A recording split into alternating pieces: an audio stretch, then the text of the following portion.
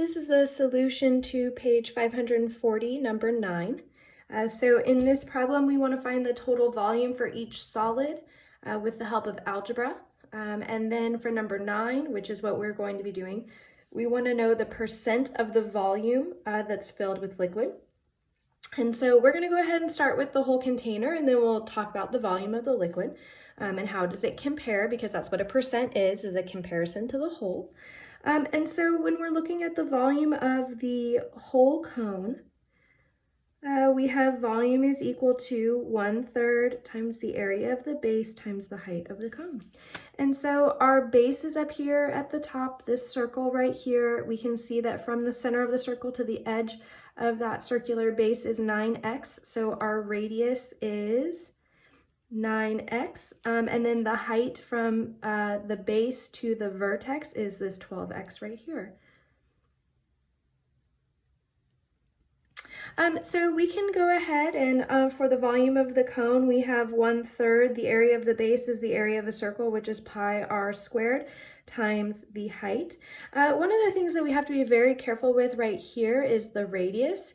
This is a group, the radius. And so the radius, when we plug it in, it needs to be in parentheses. So we have volume is equal to 1/3 times pi times 9x inside parentheses squared times the height, which is 12x. And so when we continue, I see that there's a 9 and a 3 right here, but this 9 is inside parentheses and we have to do the exponent first. Now what we could do is this 1/3 could go into the 12, so there are other ways that we can simplify, but I'm going to hold off for just a second. So I'm going to go ahead and distribute this square, because this is a level 4 operation, this is a level 3 operation, and we distribute one level down. So we have volume is equal to 1/3 times pi times 81 times x squared times 12 times x. And so 3 also goes into 81. It goes in 27 times.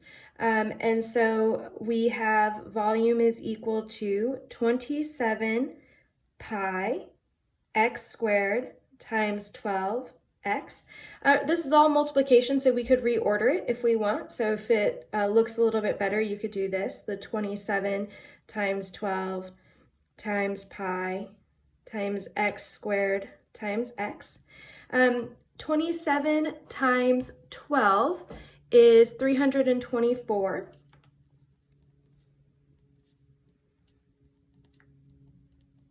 And then x squared times x, we again add the exponents because it's multiplication, so 2 plus 1 is 3. So we get x cubed, and our measurements are in centimeters, so we are 3rd power, because it's volume, centimeters cubed. And so this is the volume of the whole. Now, next we want to find the volume of the water. And so when we do that, it's in the shape of a cone. So the volume of the water is going to be volume equals 1/3 times big B times big H, where we have the area of the base times the height of the cone, which is the water.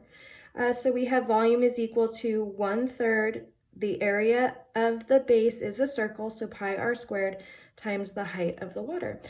So here is the water. We can see that from the center to the edge of that circular base is 6x. So our radius is equal to 6x. And then the height, we have to be very careful because they give you this distance right here, which is 8x, and they also give you this lateral edge, a lateral distance, which is 10x. And so they're trying to mislead you. They're trying to see if you know which one is the height. What we want to remember is that the height is always perpendicular to the base. And so this would be that perpendicular distance from the circular base to the vertex. So our height of this water cone is 8x.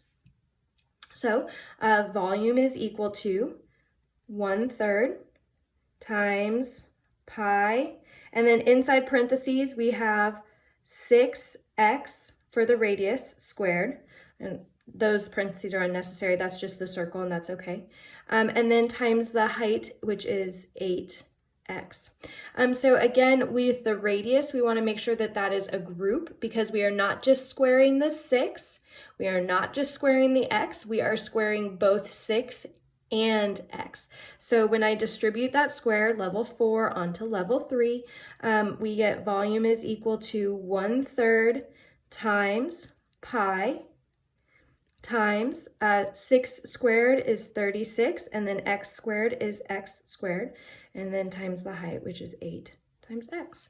And so we want to focus on all the numbers. So we have 1/3, 36, and 8. We get to pick our order. So I'm going to do 1/3 of 36 is 12, and then 12 times 8 is 96. So my numbers, when all multiplied together, is equal to 96.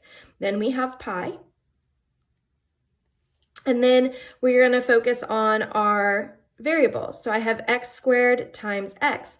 So when we multiply with the same base, we add the exponents. So 2 plus 1 is 3. So we have x cubed. And we are in volume, so this is centimeters cubed. And so we have the volume of the container, which is 324 pi x cubed centimeters cubed, and the volume of the water, which is 96 pi x cubed centimeters cubed. And so now we want to find the percent. How much of the container is filled with water? So when we do a percent, it's comparing part over whole. So my part is the water, which is 96 pi x cubed centimeters cubed, compared to the whole container. So when we compare, the whole goes on the bottom.